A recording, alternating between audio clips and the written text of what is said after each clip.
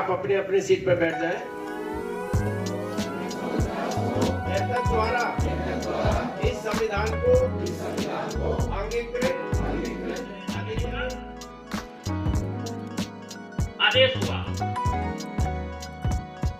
उसके बाद प्रभुत्व संपन्न लोकतंत्रात्मक गणराज्य बनाने के लिए तथा उसके समस्त नागरिकों को सामाजिक आर्थिक और राजनीतिक न्याय विचार अभिव्यक्ति विश्वास आस्था और उपासना की स्वतंत्रता।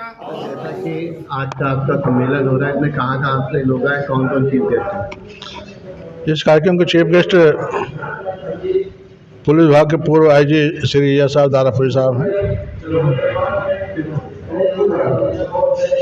और हमारे 4 और गेस्ट हैं।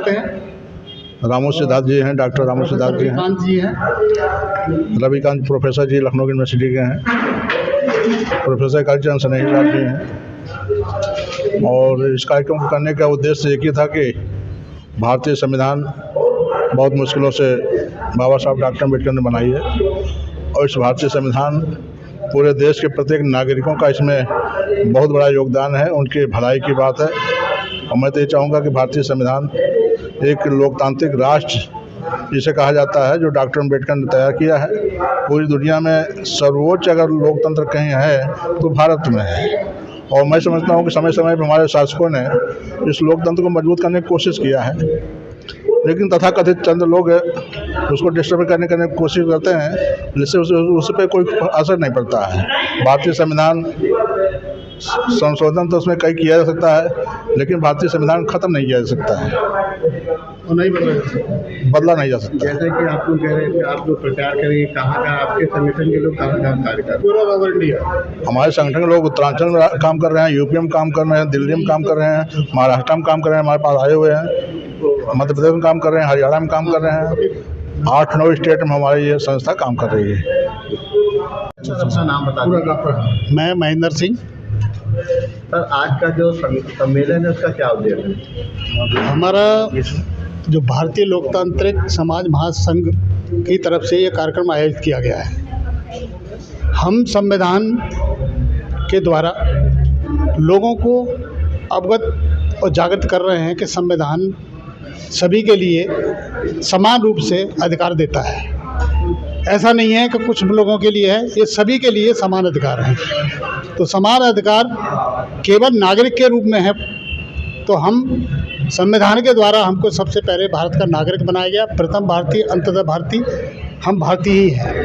अगर कुछ हैं तो अपने घर में हैं, लेकिन भारत हमको प्रथम भारतीय, अंततः भारतीय ही बनाता है। तो जब भारत का नागरिक के रूप में सभी को अधिकार हैं, तो हमें भारत के लोगों को अवेयर कराना है कि संविधान की जानकारी के तहत सभी को समान अधिकार हैं। कोई किसी के छोटा नहीं है, बड़ा नहीं है, ऊंचा नहीं है। और आज भारत के संविधान को लागू हुए 74 वर्ष हो रहे हैं, 75वें वर्ष में प्रवेश कर रहे हैं। तो हम आने वाले समय में 75वां वर्ष गांठ बड़े धूमधाम से मनाएंगे पूरे देश में अपने संगठन के माध्यम से। कहाँ से लोग आए हैं? ये हमारा कई स्टेटों से आए हैं, उत्तराखंड से भी हैं, महाराष्ट्र साहब से भी हैं, हमारे उत्तर प्रदेश से हैं, दिल्ली से है, हरियाणा से हैं और गुजरात से भी हैं। कई प्रदेशों से लोग आए हैं हमारे यहाँ पर।